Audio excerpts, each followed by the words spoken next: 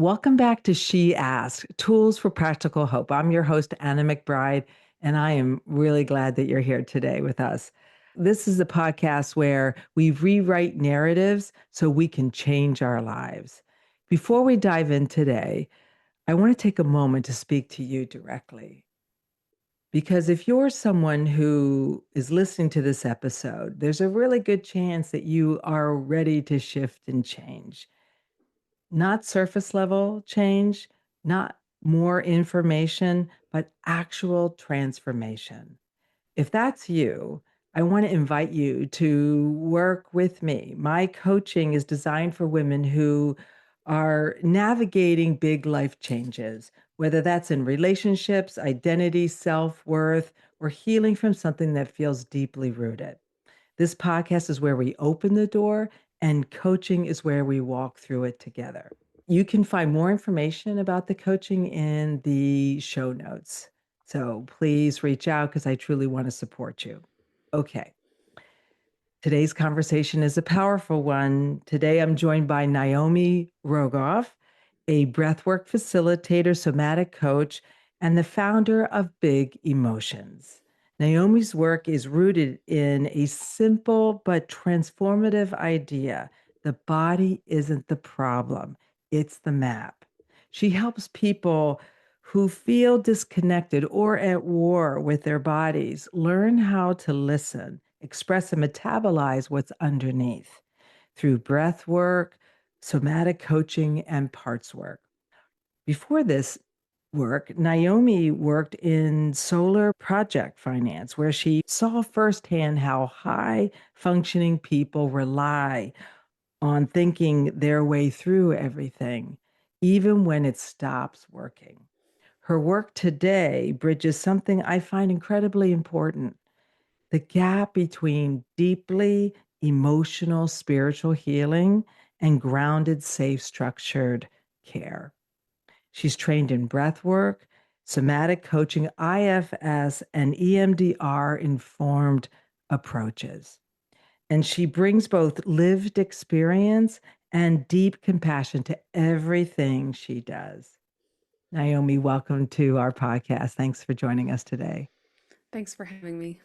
As always, we like to start with a story. So I'm hoping that you can take us through your journey from your career in finance to the navigating your eating disorder and to where you are today with the work you're doing with Big Emotions. So please share with us. Definitely. Yeah, my background's in environmental science and sustainability, and so I really chose my career in renewable energy and solar very intentionally. And I was doing a job that was very intense, and I think it was more fast-paced than I anticipated. And suddenly I found myself needing a lot of healing. And so I had heard that psychedelics cure eating disorders. I had heard that they can be a cure for some people.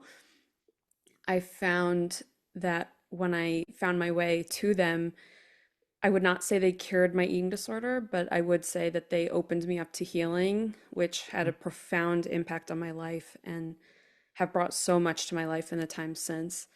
And through the years, I would speak to people in my life and they would say, how can I access this type of healing without necessarily ingesting a substance or losing control or going into an environment that doesn't feel safe to me?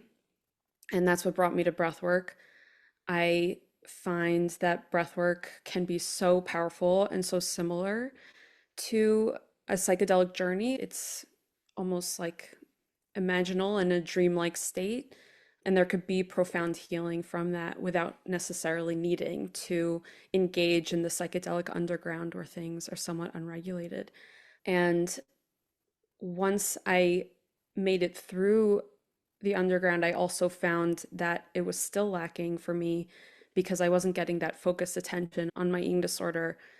And so I found my way to residential treatment for eating disorders. And I think I spent some time being in a bit of shock in terms Mhm. of what was being offered, not because I wasn't getting the attention on my eating disorder that I had been craving, but because it felt very disconnected from the powerful healing that I had experienced in the underground. And so coming out of all of that, it made me passionate about finding ways to fill the gaps in the space for eating disorder treatment. I was someone who did a ton of research and put a lot of energy and effort into finding something that would work for me.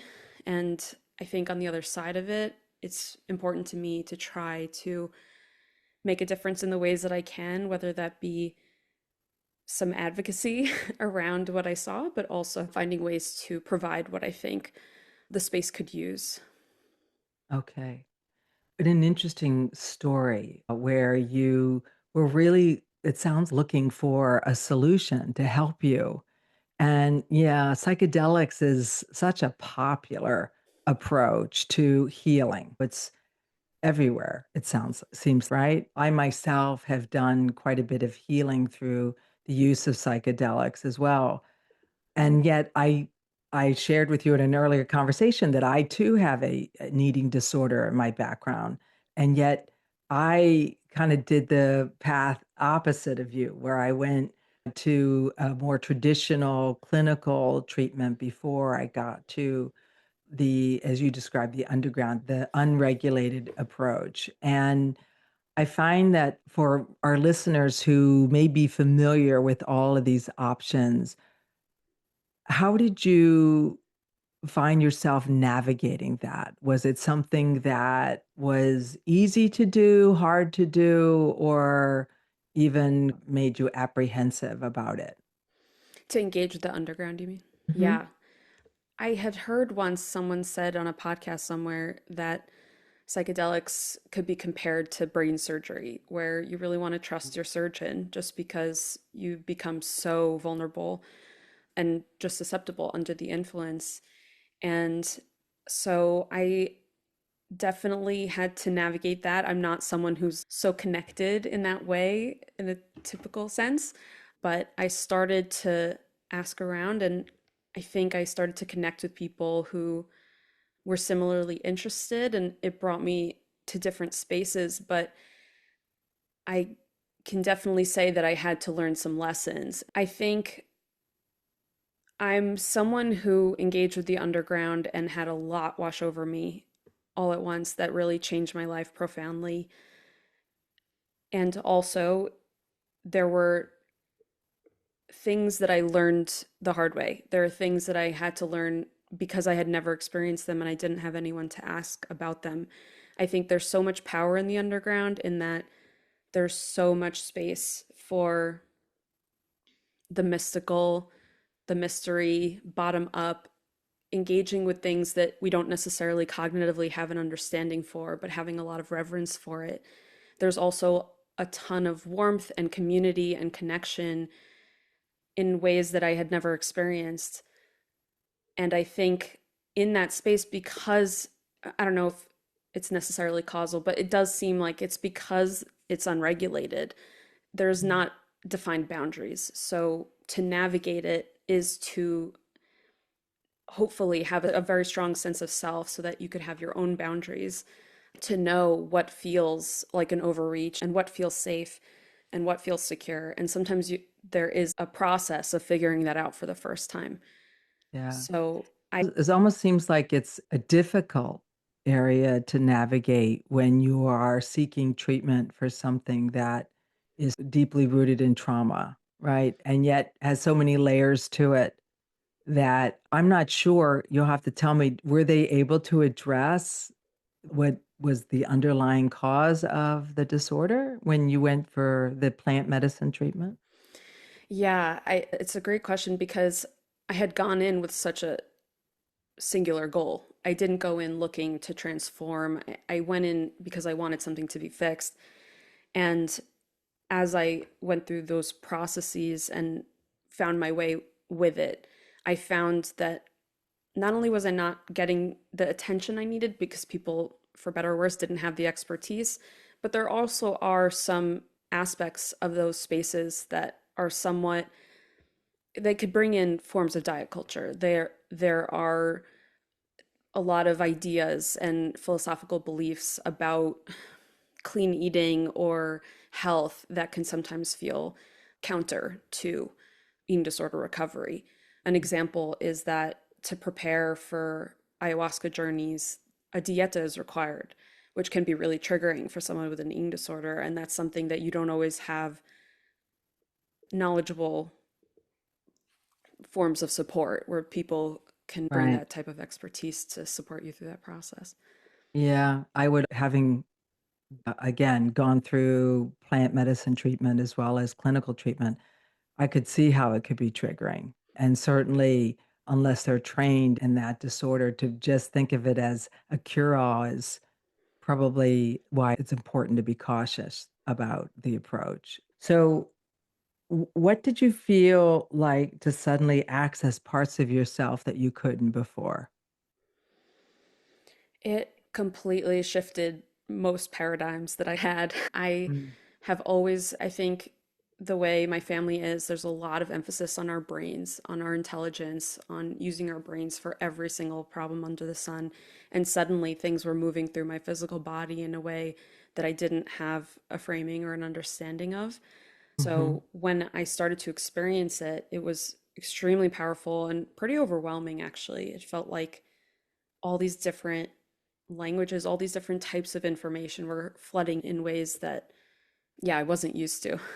Yeah, I could see how that could be overwhelming and hard to understand.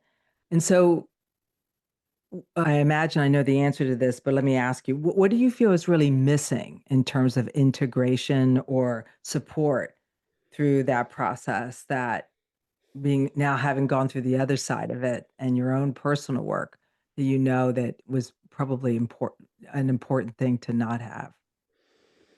In terms of integration, I think one of the biggest support forms of support for me through my journeys have been having friends who have any type of frame of reference or concept or understanding.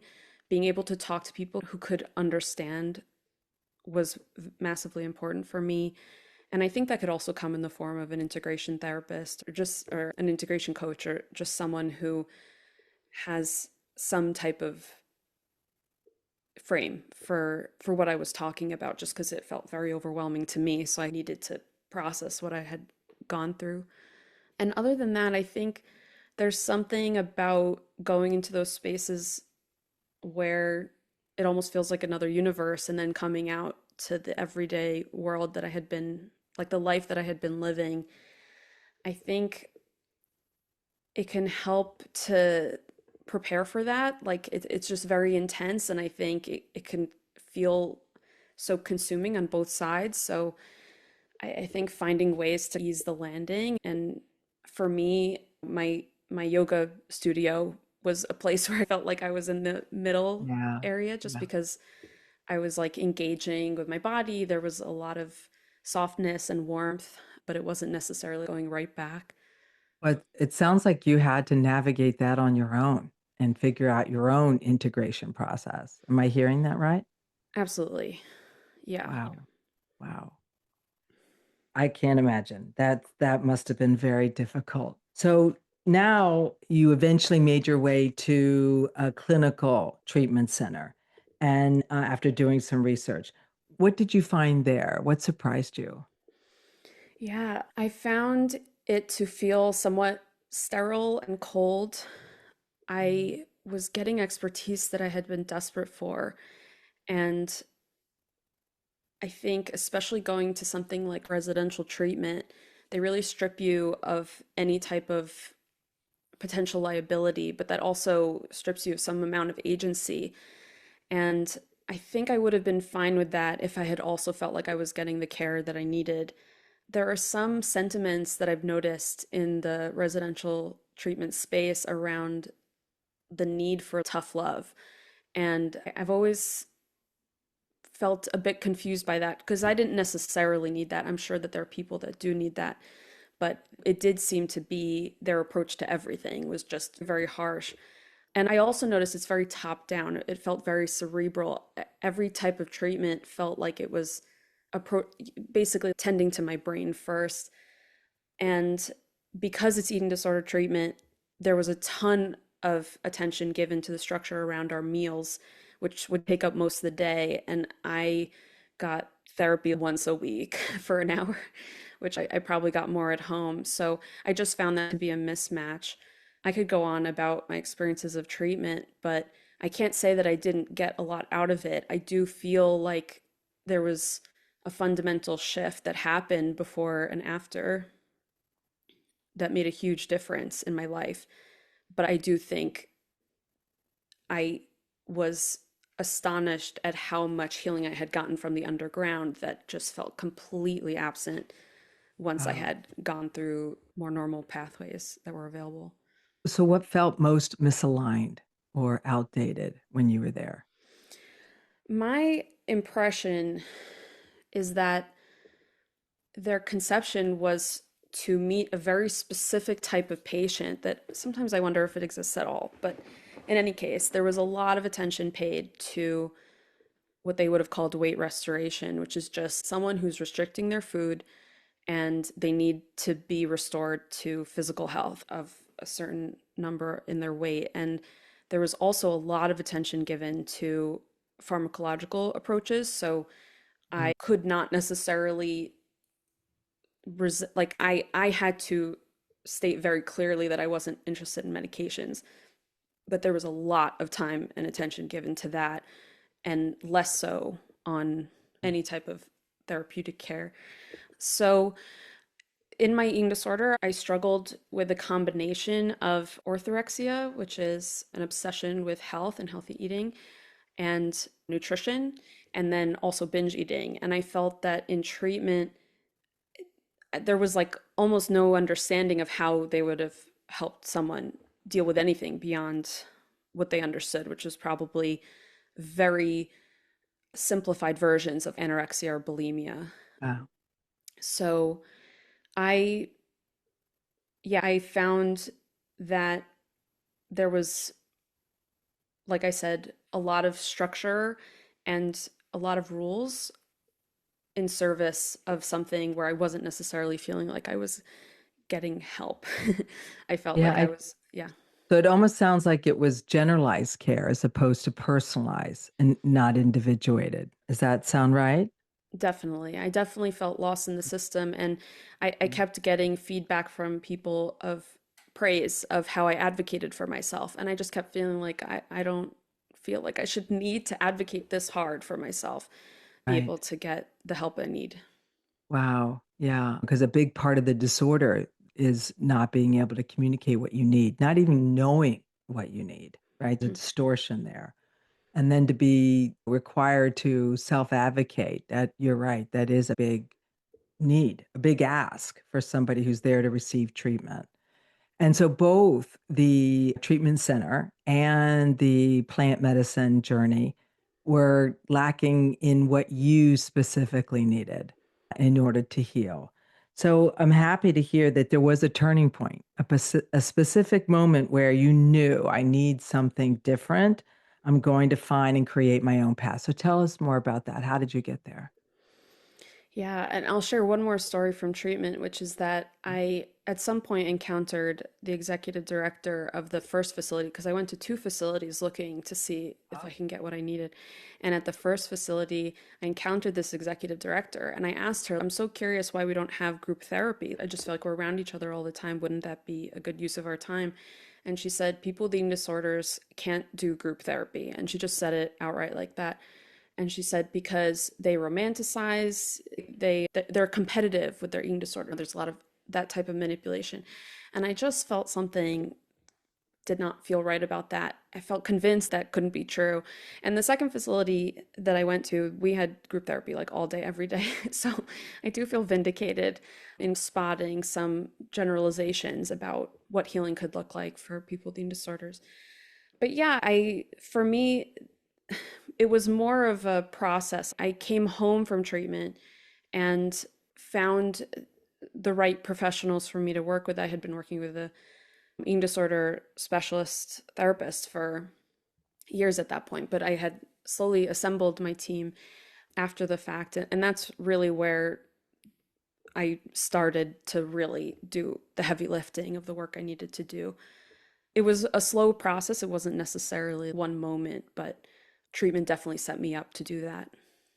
So as you started to assemble your team, as you said, what was the right combination that worked for you?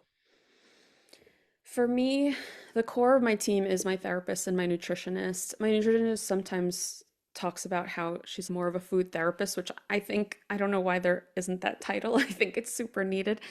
But through the years, between my continued work with plant medicine, I was working with a somatic coach for a while.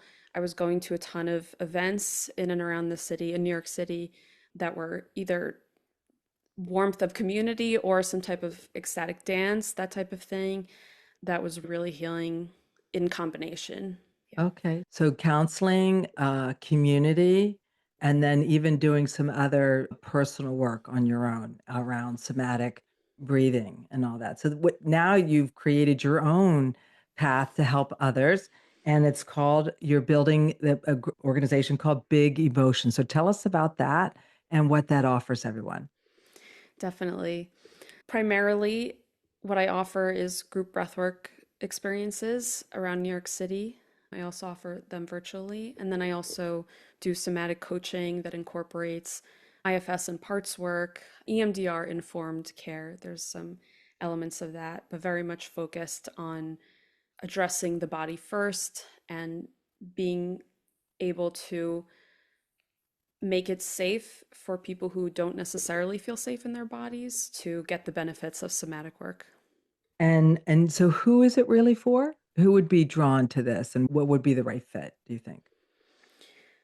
I definitely work with people of all different levels of experience. I'm very comfortable in terms of building that language versus someone who might be already up and running. But sometimes I describe the people that I work with as being at war with their body. So if you feel at war with your body for any reason, it doesn't necessarily have to be eating disorders, but there's just some type of conflict between you and your physical system. That's where I'm really interested in providing support. And the core mission is The core mission, I one way I would say the core mission is to, just based on everything that I've already shared, is to bridge the gap between the light and mm, the shadow that I found between the underground and treatment. I want to make sure that a healing container is warm and compassionate and communal and makes space for the mystery while at the same time being grounded and boundaried and safe. mm. Finding a way to balance that is really important to me. Oh, I love that. I love that this is a place where people can learn to love their bodies again. In fact, something you said, the body isn't the problem, it is the map. So tell me what you mean by that and how that works in your program. Definitely. I think, especially in what I went through, which was contending with orthorexia, there was so much emphasis on my body being this system that I couldn't understand and I wanted to control it. It felt like something to fix. And so I was Mm, constantly trying to look for more information about how to optimize it, how to fix it, how to get it to do what I wanted it to do.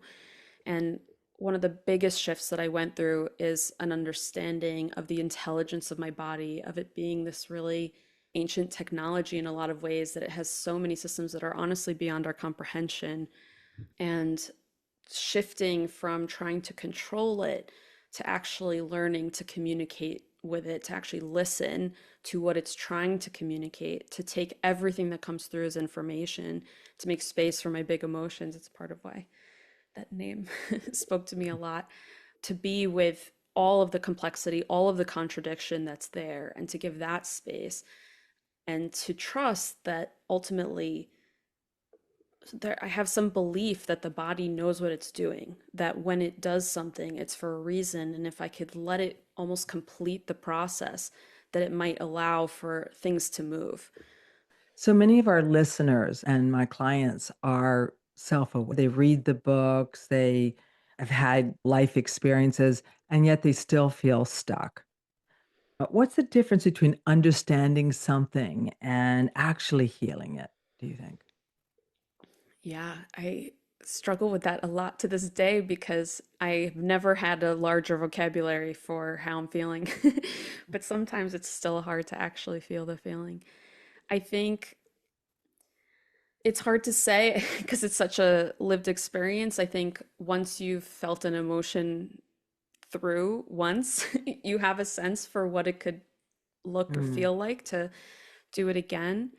But I do think the place to start is the somatic experience of what does this feel like? What does this need? Where does this want to go? Where does this want to move? I think listening and paying attention in that way could allow it to actually, I don't know, come alive as opposed to finding ways to put in a box of categorization of now I understand it, so now here it is.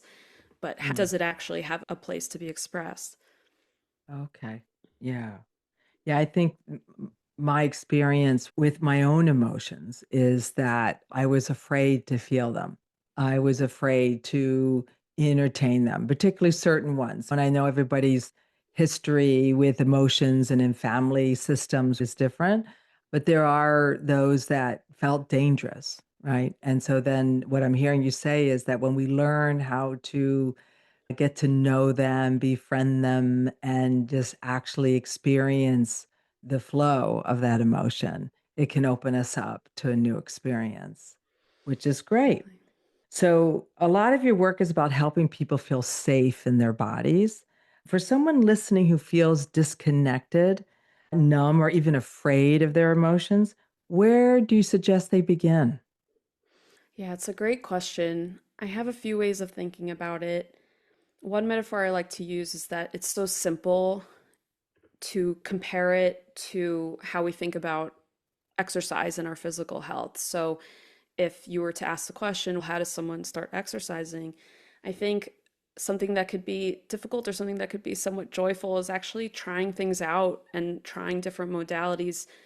Going, the equivalent would be going to a workout class, but maybe you try out a modality that someone's offering either through an event or through working with someone one on one, and to see what your language is, what feels good to you, what is Mm, exciting to you. Another way that I think about it is I was thinking about it this morning. My sister-in-law is a OBGYN, and I thought about it. It's like almost you might go to a hospital when you're in labor and you're like, where do I start? Because it's such an emergency. But what if you actually set yourself up ahead of time so that you have a doctor you trust so that when something like that happens, you feel safe and taken care of. So I do think there could be a really fun, almost speed dating process. I sometimes talk to my friends about this idea of a soulmate professional. I just feel that they're out there and it does take a little bit of time to find someone that you feel super safe and supported with. But I think it's so worth the effort just because so much of it, I think, has to do with chemistry. yeah, yeah. But on the other side of things, if it's even just a cognitive understanding of where to start, I think what I really needed when I first started was some help with, okay, someone said, "What are you feeling?" I said, "I have no idea.